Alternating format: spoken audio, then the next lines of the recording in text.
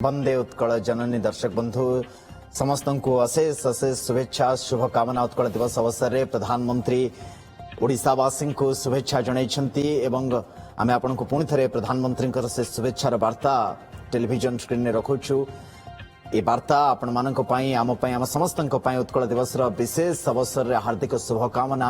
ओडिशा परी एपरी एक राज्य जहाँ सांस्कृतिक और आध्यात्मिक महानतार एक शाश्वत प्रतीक रूपे सगौरवे दंडायमान रही।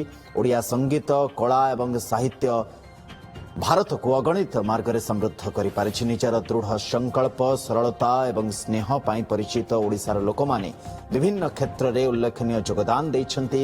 ओडिशा आगामी दिन में प्रगतिर नुआ शिखर छुईब बोली मु आशा करुछि कथा लिखिछंती देशर प्रधानमंत्री नरेंद्र मोदी।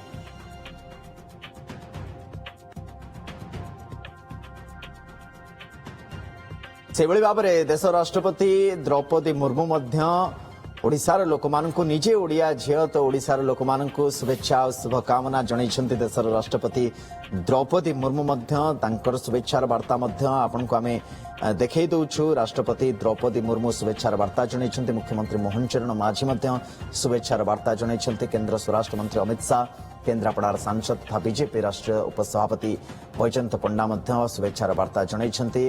राष्ट्रपतिंकर ये शुभेच्छार वार्ता ओडिशा दिवस उपलक्षे ओडिशावासी भाई भौणी मानकु मोर आंतरिक शुभेच्छा बोली देखिछंती देशर राष्ट्रपति द्रौपदी मुर्मू। ओडिशार समृद्ध सांस्कृतिक ऐतिह्य सुप्राचीन परंपरा तथा ओडिशावासी धैर्य और सहनशीलता तार स्वाक्षर बहन करे यह दिवसटी बोली लिखिछंती देशर राष्ट्रपति द्रौपदी मुर्मू।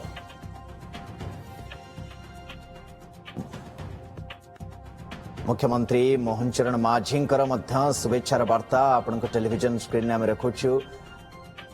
आज उत्कल दिवस आम मानक पई आमर अस्मितार प्रतीक आजिर आमर ए दिवसटी एप्रिल 1 रो ए दिवसटी। स्वराष्ट्र मंत्री अमित शाहंकर एक सैंडल करा पोस्ट ओडिशा दिवस अवसर में ओडिया भाई भौणी मानकु मोर शुभेच्छा अनेक शुभेच्छा बोली लिखिछंती स्वराष्ट्र मंत्री अमित शाह।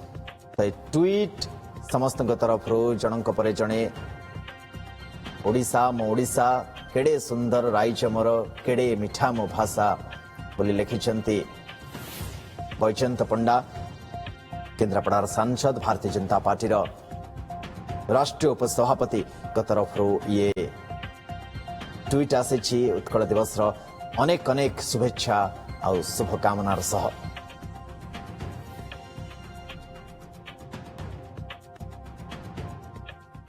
जय जगन्नाथ। ओडिशा दिवस अवसर रे प्रत्येक ओडिशावासी एवं राज्य बाहरी तथा विदेश रे रहुतबा प्रवासी ओडिया भाई भूणी मानंकु मोर अभिनंदन और शुभेच्छा। महाप्रभु श्री जगन्नाथଙ୍କ आशीर्वाद ओडिशा आज एक स्वतंत्र राज्य भावरे 90टी गौरवमय वर्ष अतिबाहित करी विकास पथरे आगे चली। भाषा भित्तिरे प्रथम स्वतंत्र राज्य होबार गौरव हासिल करिछि आम ओडिशा। एभली उपलब्धि हासिल पई आमर बरपुत्र माने अनेक संघर्ष करथिले। एही अवसर रे समानक प्रति मोर भक्तिपूत श्रद्धांजलि अर्पण करुछि। ओडिया जाति तार भाषा साहित्य और संस्कृति पई सबुबले निजर अस्मिता को अनुभव करि आसिछि। जगन्नाथंकर भक्ति रे ओडिसी संगीतर रागरी एवं ओडिसी संबलपुरी और विभिन्न आदिवासी नृत्यर छंदरी ओडिया जाति निजर परिचय को उज्जवल करि आसिछि। ओडिया पुओ झियो माने विश्वर जो कूଳରେ रहिले भी माटी माँ र संपर्क को भूली नहांती। विदेश माटी रे ओडिया पर्व पर्वाणी पालन करी ओडिया खाद्यर बास्नारे निजको हजाई दे निजर मौलिक सत्ता सहित जोड़ी हो रही। 90 वर्षर लंबा यात्रा अनेक घात प्रतिघात दे ओडिशा आज विकास यात्रार एक उत्साहजनक मोड रे पहुंची। एक नुआ आशा नुआ भरोसा और विश्वासर सहित एक नुआ इतिहास लिखा अग्रसर हो। आगामी 10 वर्ष स्वतंत्र ओडिशा तार 100 वर्ष पूरण करिवो। जेतेबेले ଓଡ଼ିଶା ହେବ ସମୃଦ୍ଧ ଓଡ଼ିଶା। ତା ସହିତ ବିକଶିତ ଭାରତରେ ଦେଶର ଗ୍ରୋଥ ଇଞ୍ଜିନ ହେବା ପାଇଁ ମଧ୍ୟ ଆମ ଓଡ଼ିଶା ପ୍ରସ୍ତୁତ। ଏହି 10 ବର୍ଷ ପ୍ରତ୍ୟେକ ଓଡ଼ିଆଙ୍କ ପାଇଁ ସଂକଳ୍ପର ବର୍ଷ ହେଉ।